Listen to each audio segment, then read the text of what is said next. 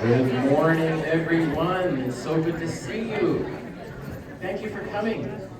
My name is Rich Kengro. I'm from Western Illinois University, and I'm here to present my wonderful woo from Western. Yes, I'm here to preside for my wonderful colleague, Dr. Gina Yee. Thank you so much for coming. I am the scanner, so if you would like some PD credit, I will be at one of those doors. I'm not going to tell you which one. I'm supposed to read a speech to you. Would you like to hear the speech? And I put modern dance moves to it. Are you kidding? No, just kidding. So I will be over there to scan. Please show me your badge. I'll be happy to scan. So without further ado, may I present my wonderful colleague, Dr. Gina Yee.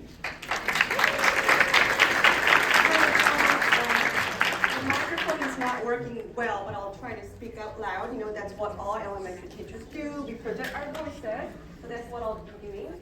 So I posted a handout I sent in the job form, but if the handout is not up there, please send me an email. I have 6-page, really detailed handout for you, so you could get it. I'll hit the electronic file. And I have a MUS Global, which is my online website. I post teaching videos and things like that. If you need any information about elementary music teaching, it's up there. And I also have a YouTube channel, lots of videos. All right, so let's start.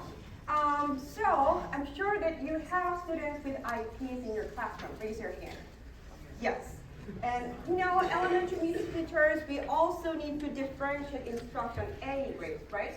Regardless of students with IEP or other disabilities, things like that, because we need to meet everybody's needs, musical needs, so that they could have optimal music learning experience when they come into your classroom. Right, that's what we do. So I am a general music specialist, and I'm also very enthusiastic about assessment. And one of the reasons you do assessment is to differentiate instruction. So I'm teaching at Learner with Exceptionalities at Western, which is a great course. It's a special needs music for undergraduate students. We do a lot of discussion, we do a lot of hands-on teaching, and from teaching that course, I begin to kind of gather my teaching strategies and also accumulated my teaching experience kind of, okay, maybe it's time for me to present. So we want to start with what is music, inclusive music. So here's a philosophical foundation. So all people have desire to develop in positive ways. So everybody has music aptitude, everybody wants to learn, everybody has the capability to learn, and they want to do that when they come into the classroom. So as a teacher, we want to develop that attitude, like how can I provide positive music learning experience for my students? How do I do that? Meet every individual's learning goals.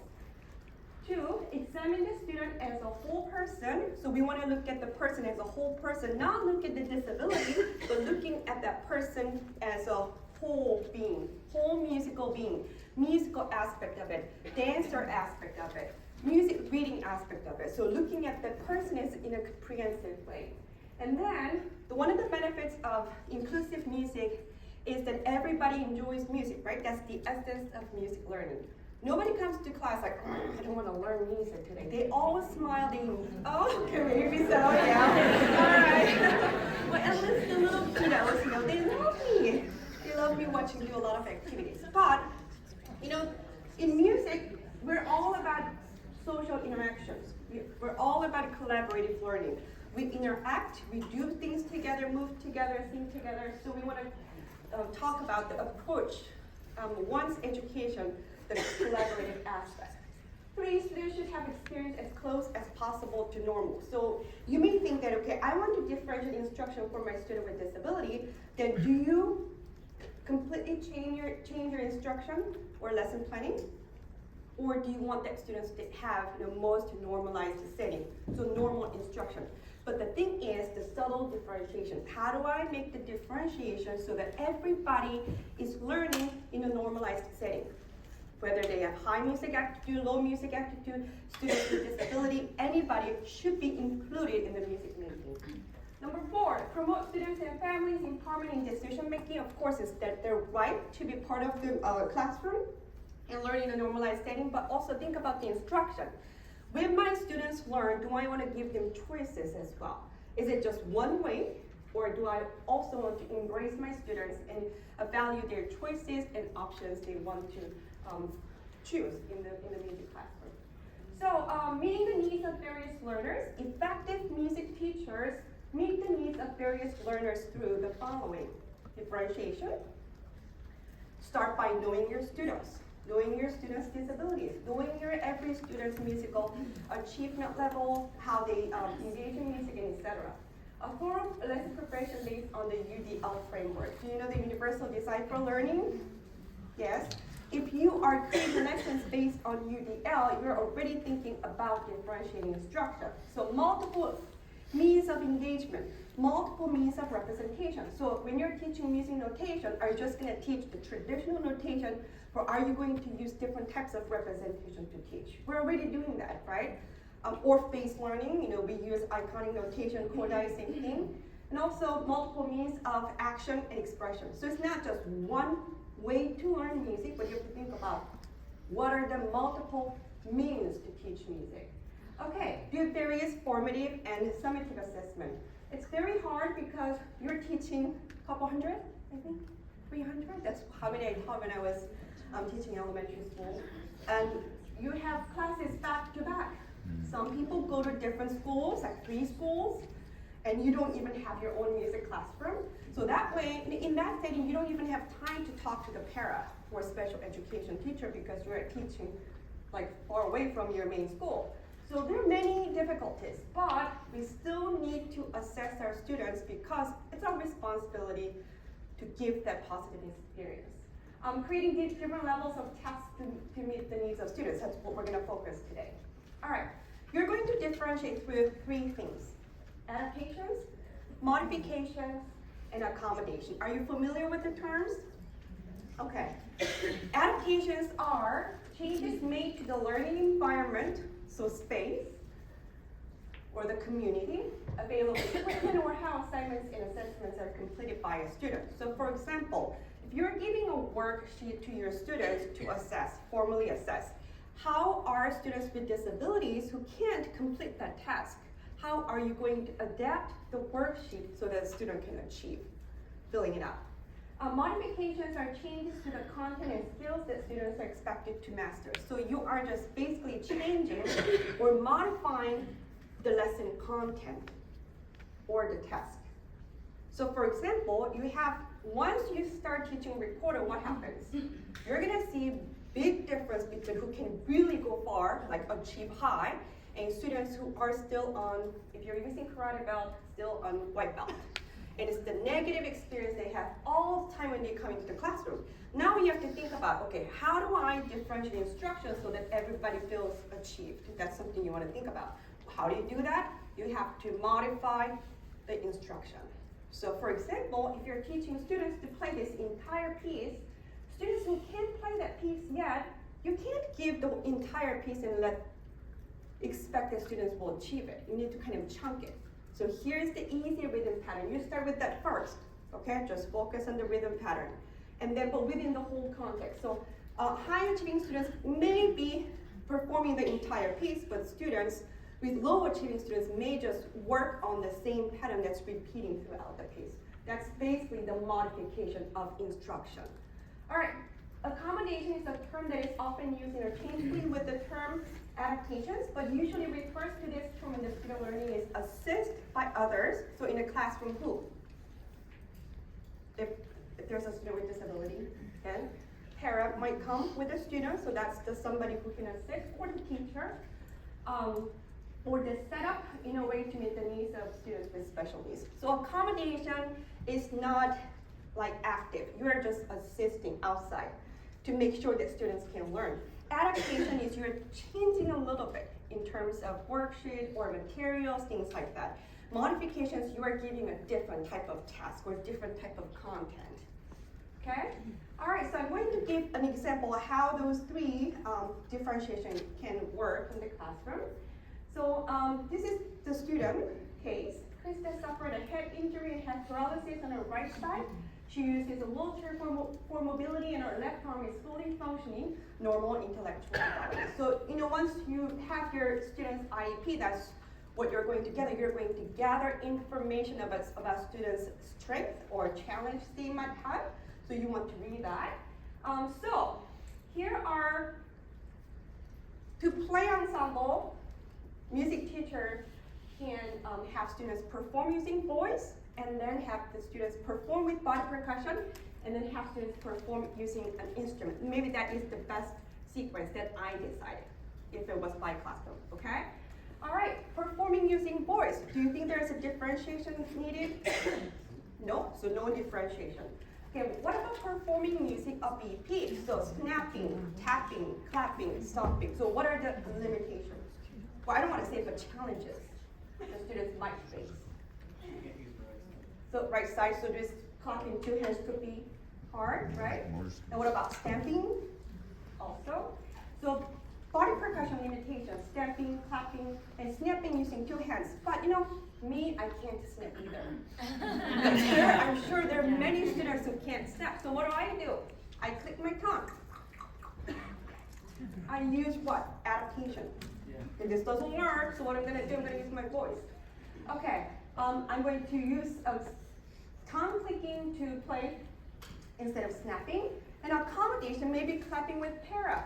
So if there's a student, need to do the body percussion, I can, right, body percussion. All right, so strategies for performing using a BP. Model for focus students. This is what you should do, okay? This is what you should do. You can just model subtly, not, okay, this is what you do what I do. No, you just do it subtly in a way by modeling. Be near for modeling, have para perform alongside. Para is someone who's going to be a practice partner for that student, okay? Now, performing using an instrument. So, in an ensemble, there'll be barred instruments, percussion instruments, and etc. Instrument limitations, maybe anything using two hands. So, playing the drone with two hands might not be possible. I mean, yes, it's not possible, but what do? You do adaptation, meaning you can have your students use the glove like that to play one note, not two notes. And the para can help the other notes. So two notes play together. Para can play the other single note. The student can play the other single note. So they can play the drones together, okay? Accommodation, secure the instrument on an appropriate surface. If there's a surface, wheelchair tray, you have to secure the drum or any instrument on there. Make sure that it's not falling. It's set. The parent can hold the instrument for the student as well. Strategies, you can slow down the tempo and model for students, give a direction to para. So this is an example of how you can adapt and accommodate when a student is wants to play the barred instruments or any type of instruments in an ensemble setting. Okay?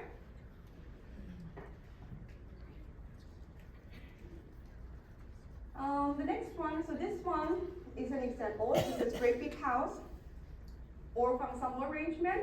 So I can modify the instruction, play just one note using an adaptive manner, so modification, adaptation, and accommodation, position the instrument to the left so the student can play, not on the right, but more to the left, lean to the left. Accommodation, provide a wheelchair tray to place the glove. The glove should be positioned more to the left as well. And for the clave, maybe the student can use this type of castanets. Something like that. So using different instruments. So that will be adaptation.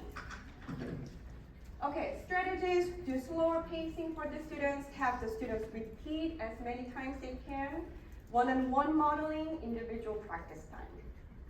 Okay, the next one is speed keeping modification. Peter suffered physical injuries from a car accident. He uses a wheelchair for mobility, but his both arms are fully functioning, normal intellectual development. Can I have volunteers to come to the open space right here so we can do some train activity? This is my curriculum goal. All right. We're gonna have train number one, A train, one. Can you come forward? Okay, one, Kyle, two. 4, 5. Okay. 1, 2, 3, 4, 5, 6. Perfect. Okay. Train A, you're going to walk to macro beat. Engine, engine, number 9, going down Chicago line. You're going to walk to micro beat. Engine, engine, number 9, going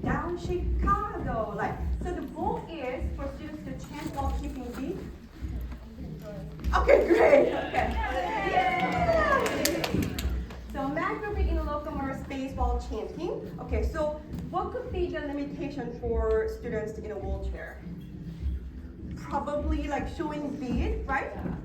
Like, I mean, for me personally, I'm pretty ambulatory in terms of wheelchair users. Like, my injury is not complete, so I have some functions, but like, obviously there's different adaptations. Sure, yeah. I think you could move your feet or tap. That could be the adaptation, right, for you, because you are mobile to kind of move around. So let's say they're moving in a locomotor space, and you're my microbeat, you're my macrobeat. Okay, Kimberly, can you come over here? So, all right, so macrobeat train. Can you make a train and put your hands? You're gonna be my first. Yeah, she's going. Yeah, you're going to be my different. Yeah. Okay. Yeah. So, okay, like that, and train two. All right, so macrobeat, engine number 9, going down Chicago. Let's go. Engine number 9, going down Chicago. So Kimberly, can you be my instrument group? Can you play the cowbell for me? I've got a feet. All right. Yeah, you're going to be my percussion ensemble. So we're going to have a group of students who can chant, who's going to chant, a group of students who are going to move in locomotor, who's going to be the instrument group. Can you be my cowbell? So you're going to accompany train A.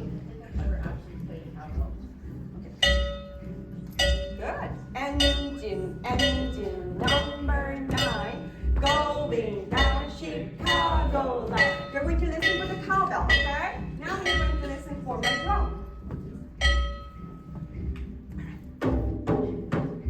Ready, go.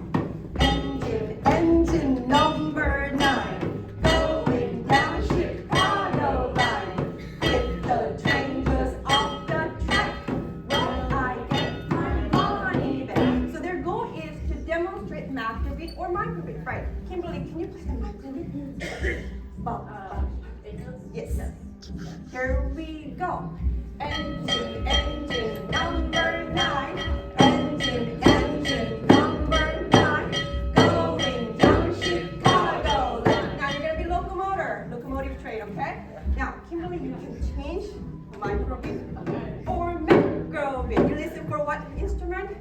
Cowbell. You listen for the drum. Here we go. Engine number 9, going down Chicago. If the train goes off the track, will I get my money back? Great idea. Engine number 9, going down Chicago line. If the train goes off the track, will I get my money back? Great. So you get to move in as part of the train, but also you can accompany them, right?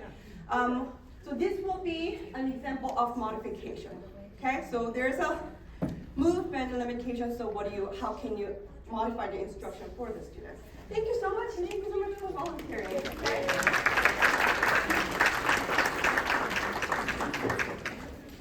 All right, the lesson sample next one.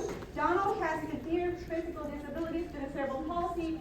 He has limited range of motion in arms and has extreme difficulty controlling his upper body movement. So has some cognitive disability. So this is for K. This is an example of accommodation. Can somebody be my focus student?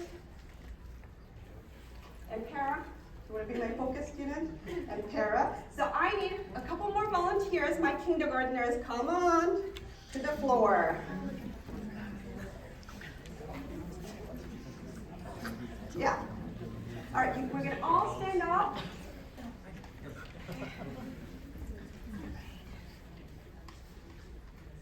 We're going to all stand up and we're going to dance. Can you move your arms like this? Dance. Okay, where's my, okay. So you're my focus student, correct? Okay, so let's pretend that you are sitting in a wheelchair and you're my para, okay? So what you can do is, when the music is here, sound, and when music is off, woo! All music is on, okay? Music and silence, okay?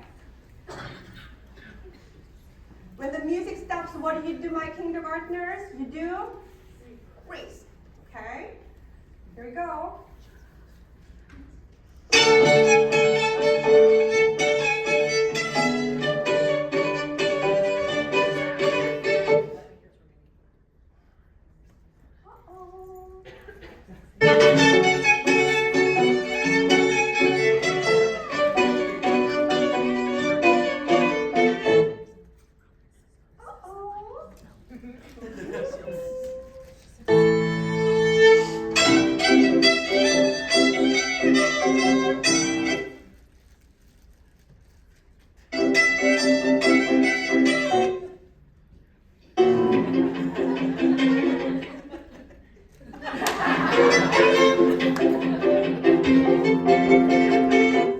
Great, okay.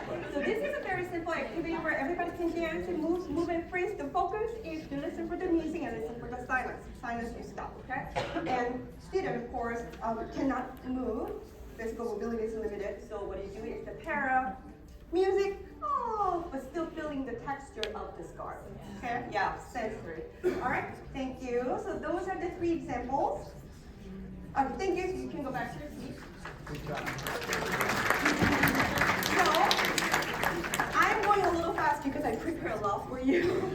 So here's a teaching demonstration. You know, as music teachers, we have to always think about the standards, right? But there is no standards for adaptive music, but that's okay because there should be standards. We're going to have all students achieve based on their potential. So this is a simulated music class. I have a student with autism spectrum disorder and language disorder. So these 2 students with IPs are in my classroom. So this is a simulated class. Okay? So about my students, I want to know about my students so I can better meet their needs. Focus student 1, autism spectrum disorder. This student has hard time comprehending verbal direction, requires routine. Routine is very important for students with autism, and sensitive to loud noise. Exhibit behaviors, walking around, flapping arms, and or making noise, depending on the sound stimulation, okay? So those are the things about my students. And how can I give differentiation? I can use pictures to communicate for schedule and direction, and I can modify the task to make it easy, so the student has a really strength in repetition, repeating the rhythm notes or repeating the word. The student is very good at it. I can call my students by name for directing attention. I will always model for my para. Para is the student's practice partner, and I can always show headphones, and sound is overly stimulating the students. Okay. Focus student 2, language disorder, has hard time comprehending complex direction. So I will try to use less verbal or use gesture or some type of communication form. Timely verbal response may be difficult. So if I say, okay, what is this? And then the expected response should be immediate, right? For the language disorder student, maybe not so. So I should need to wait if I'm asking that student, can you respond to me? Or give them to choose options, so like 1 or 2, or some type of different communicative form. Decoding symbols, also difficult, so when I'm teaching reading notation, what should I do? I have to think about that as well. And has difficulty speaking full sentence. So those are the characteristics of my students, focus student number 2. And I can use pictures for schedule, and then allow time, give choices, allow one-on-one interaction, and also extra materials if they need to point to it or they need to put some tactile sensory kind of accommodation. Speak slowly, modification if needed, because we want to give a normalized setting as possible, and model for students and be close to students.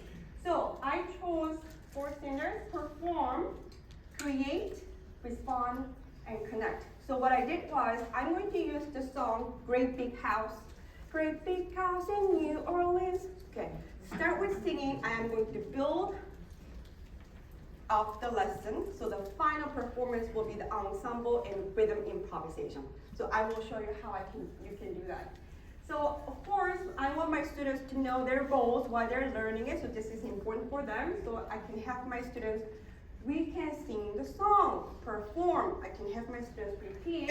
And if there is a communicative, like pictures or icons that para uses with the student, use that so they could also be your communication form in the music classroom as well. So let's chant the first one, perform. What can we do? We can sing the song. Perform, what can we do? We can read rhythm notes. Create, what can we do? We can create rhythm patterns. Respond, what can we do? We can express dynamics. Connect, what can we do? We can connect words to rhythm patterns. This is not just one lesson thing. This should be spread out 1 month curriculum. Okay, so I have my pictures. Hold hands, sing for my students, local students, both 1 and 2. Okay, if you want to join me, can we have a big circle, everybody?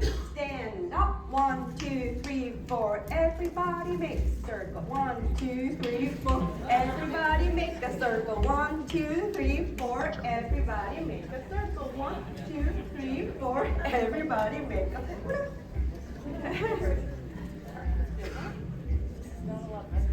Yeah. Okay, what we're gonna do is, my plan was to move to the right and sing it, and then you're going to do my rhythm echo, okay? Kimberly, how do you want me to do? I can push if you guys want to like just. Okay, four. Like, All right, yeah. hard for me. Thank you. Yeah. So can you be my focus student 1?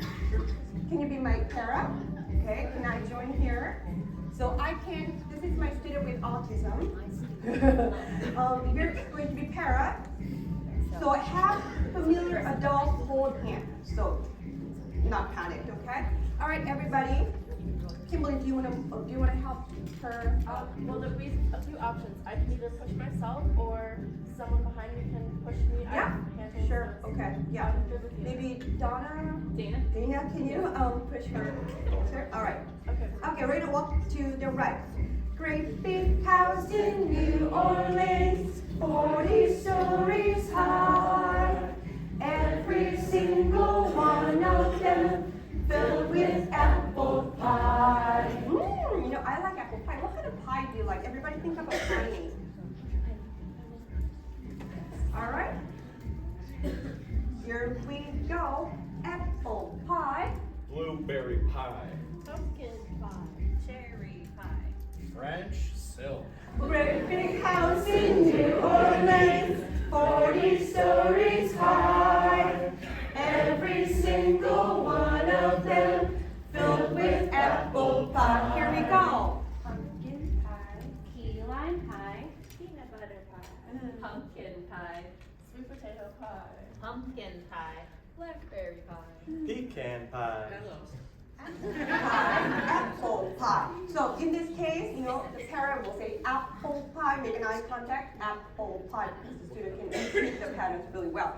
Okay, so we do several times, we learn the material, so pie name, okay? Here's a more complex one. All right, can you be my student?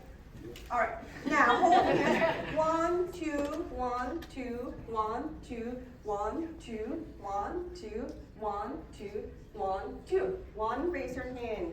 You're going to say your pie name first, okay? Say your pie name. Here we go. Pumpkin pie. Number 2, you're going to say your pie name, different pie name. Here we go. Pecan pie. Okay, face your friend, and you're going to give a different pie name 3 times. For example, apple pie, Blueberry pie. key lime pie, Pecan pie. pumpkin pie. Pumpkin pie. That's good. All right, okay. I don't know pumpkin pie. Okay, can we practice this? 3 pie names. 1, start. Here we go. Pie, pumpkin pie,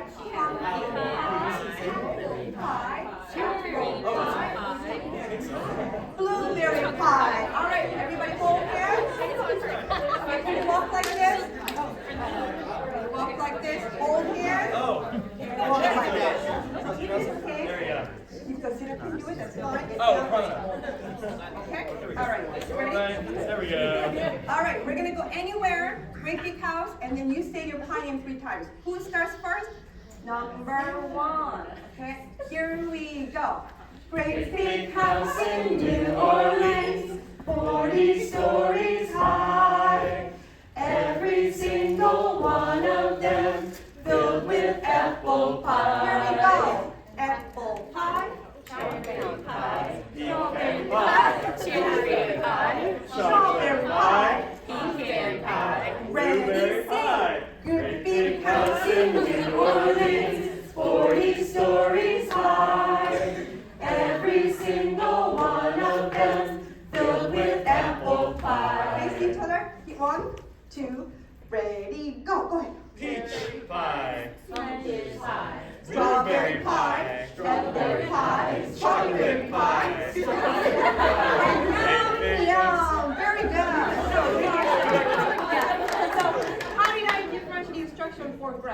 What did you do? I would make sure I was like looking directly at him and then saying specifically a certain pie and making sure he would say it. Right, yeah. If he wants to say different pie, that's good. It's depending on where the student is on the spectrum, but start with repetition. I'm sure all students with ASD are great with repeating, so you can do that. So making eye contact, make sure that if the sound is overly stimulating, there, so the parent can really assist you that way.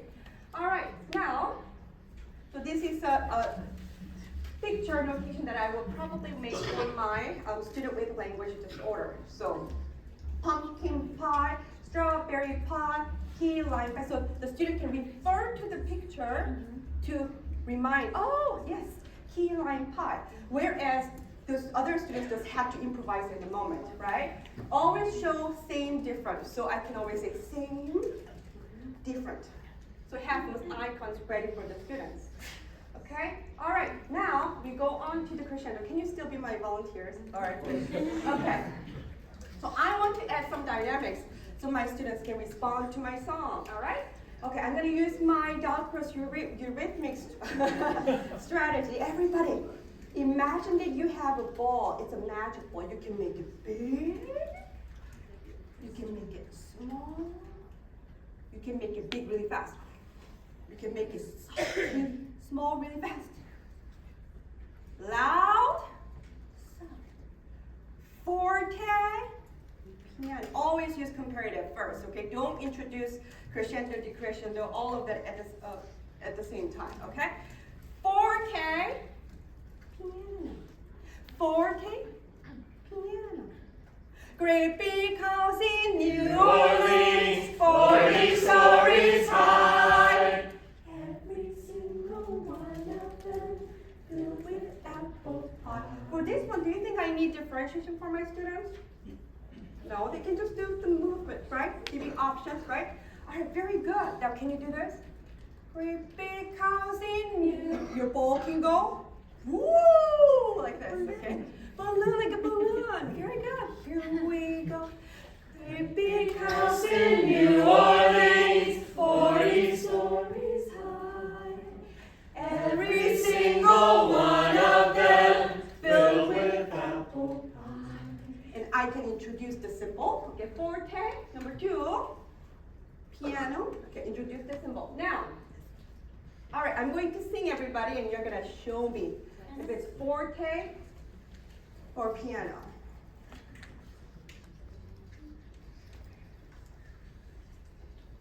Close your eyes.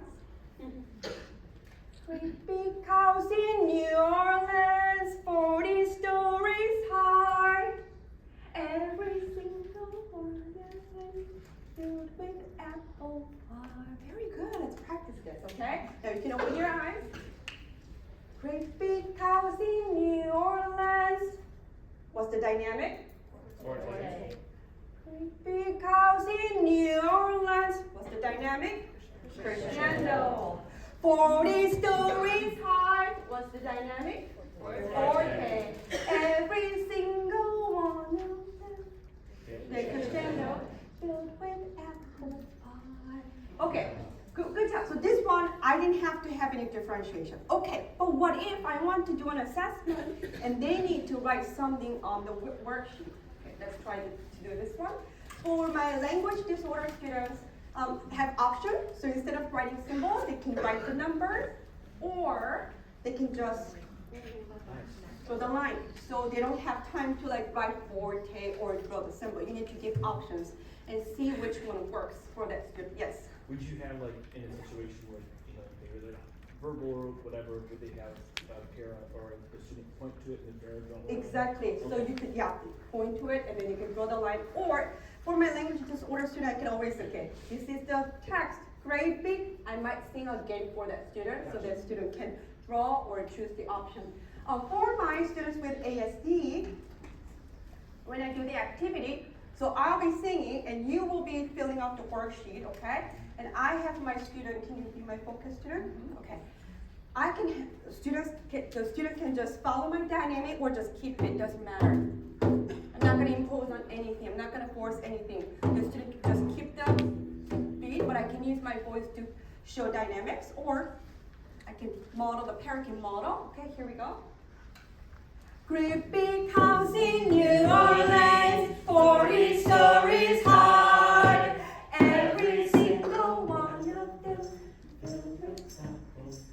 So they're filling out, but I'm giving a different what? Am I doing adaptation, accommodation, or modification? Modification. I'm giving the option to put whom they're from, right?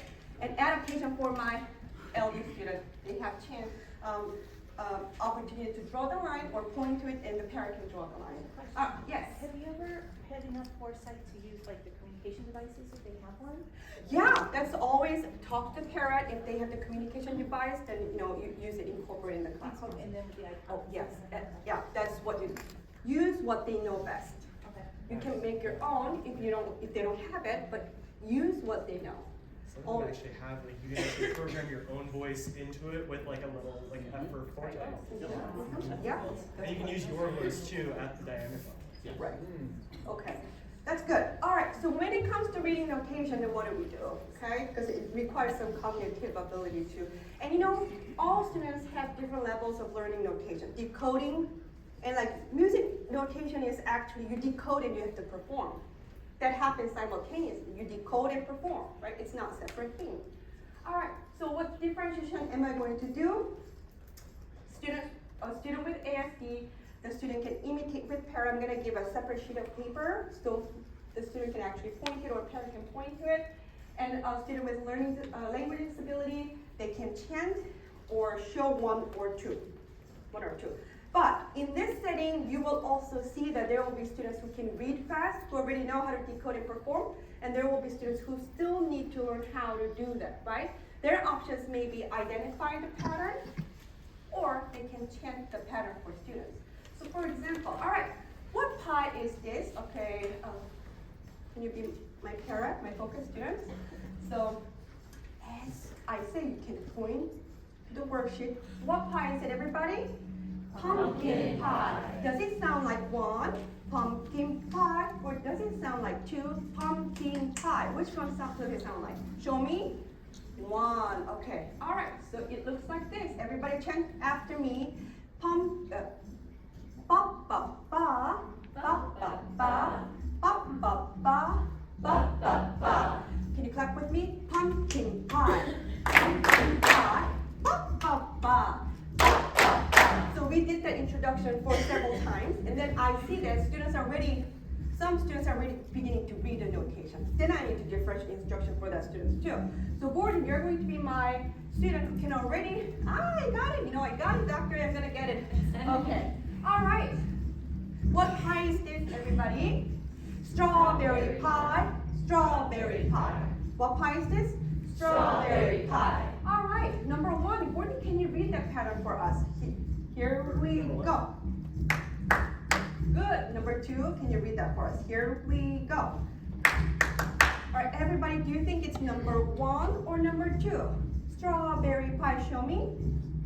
Number two, okay? So I can already differentiate people who can read the notation already versus who still need time to kind of guess. I don't know, yeah, I'm gonna guess to do that. And student with ASD, repeat. The parent can help ba, ba, ba, ba, ba, ba, and they point to it, okay? We're not gonna say, okay, just because, my student cannot read, I'm just not gonna do that. You can't do that. You can't isolate the student. You have to include the student in the music classroom. So, why not give assistive material, which is the separate worksheet or material that students can work with, right? Same thing with the with language disorder. So, ba, ba, ba, ba, and etc. All right, so do I need to, this all same, pretty good? Okay. All right, now, this is the final. I want my students to perform, sing the melody, and sing the melodic ostinato, and sing the rhythmic ostinato, and play the drum. Okay, my student, focus student number one, I will assign a note to play with para. So can you come over here? So in this case, the para will be modeling when to strike, right? So you and, okay, over here. Same instrument, same instrument. It's pretty, I should have had just F and C, but yeah, you know what it is, right? Okay. So can you show? Bum, bum, bum.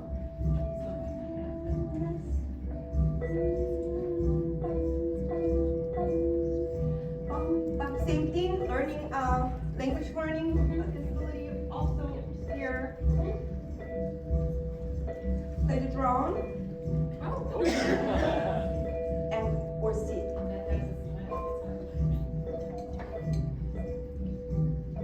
So I'm going to assign a part which is group. In group 1, you're going to sing the song, and you're going to play the melodic ostinato, and everybody in the group, you're going to sing a chant. Knock, wanna go, knock. Here we go. Knock, wanna go, knock. Here we go. Rest. Knock, wanna go, knock. Rest. Knock, wanna go, knock. Knock, wanna go, knock. If they want to practice, that's totally fine. I'll just go on with my content, and they can have the time to practice the drum. Okay? All right. Can you?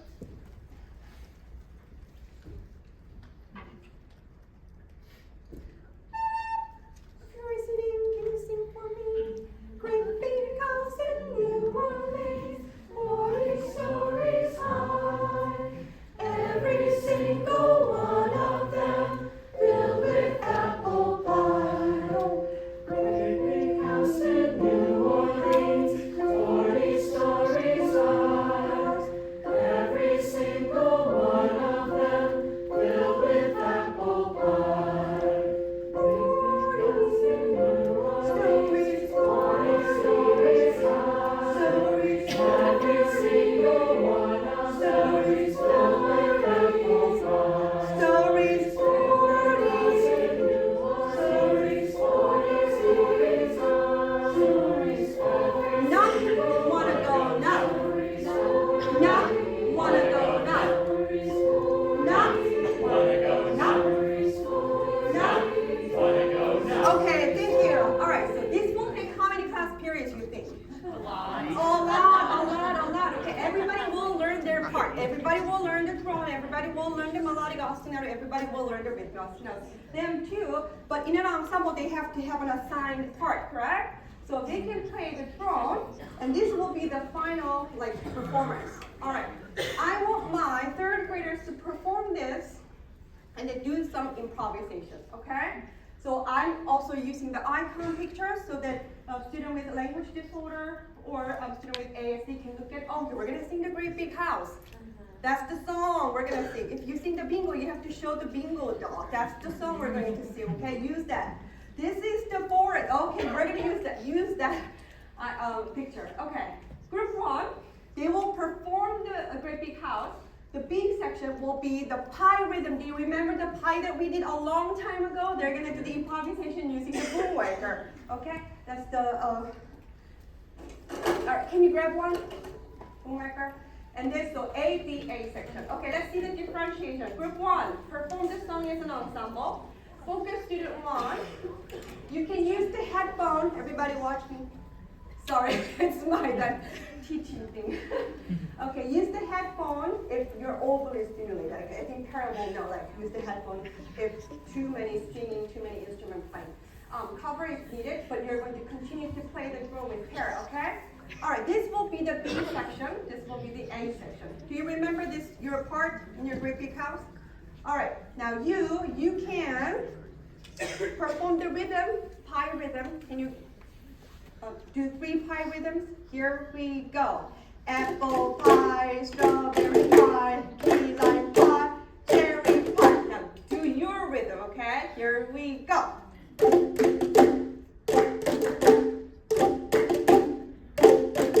This will be the rhythm improvisation, okay? So A will be the ensemble rhythm improvisation. Okay, group 2 creates pie rhythm using boom waker. If learning student with a language disorder wants to play the rhythm improvisation, the student can, okay? But I will probably provide the picture notation to refer to, okay? I could do that. For student with ASD, probably play the drone because it will be busy to switch around, so continue with the drone and you can play throughout the piece. I'm sure the student wants to play the entire piece. It's okay if you play the drum. Can you hear the drum first? Go.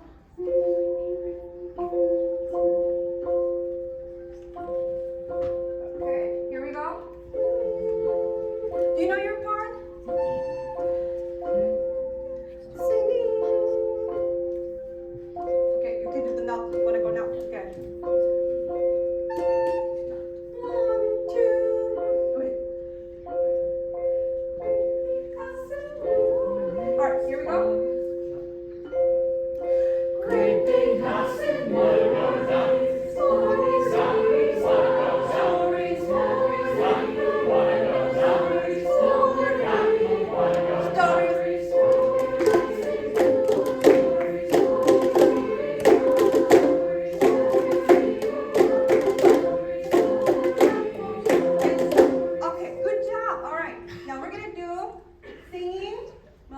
ostinato, rhythm ostinato, and then when the boom waker comes, everybody,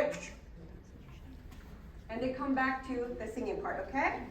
Can I hear the melodic ostinato? Here we go.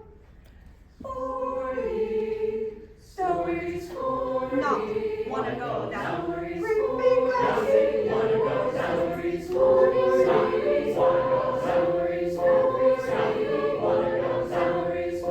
And stop. All right, here we go. This is our final performance. We finally got a gig.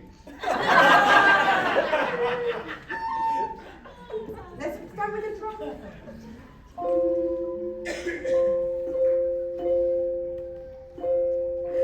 Great big house, wanna go salaries, 40 salaries, wanna go salaries, 40 salaries, wanna go salaries, fill with apple pie and stop.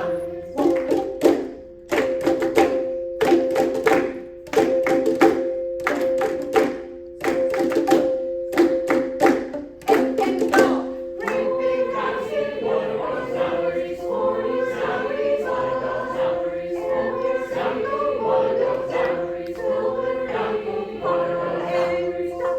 Okay, even in an ensemble setting, we want to include everybody. And if the student wants to play the other part, you need to give that option to play the other part as well. Right? Not just because, okay, you just play the drum. But if the student wants to do the boom maker, that's totally fine. You just have to include them. Because this will be my final reminders. Thank you so much. You can put the boom maker, the floor. All right. So this is the music teacher's attitude about teaching inclusive music. All students have potential to learn and express musically. Why? Because we're musical beings, and we can't help it. We have to express musically because we're musical beings. Differentiation for is all students, okay? Not just for students with special needs.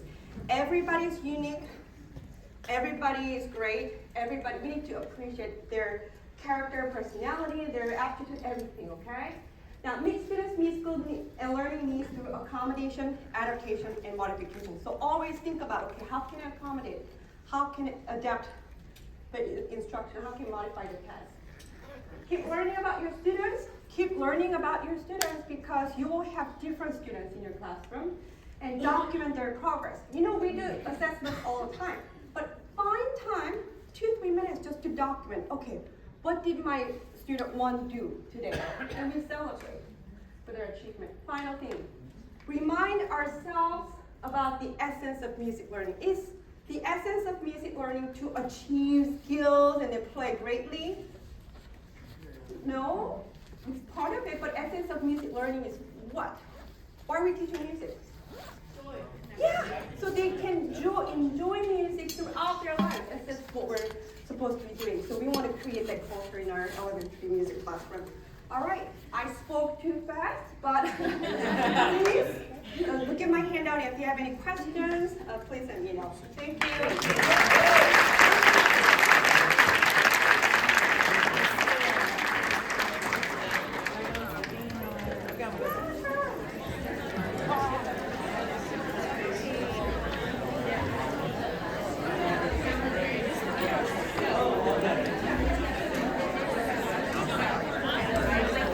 Bridget.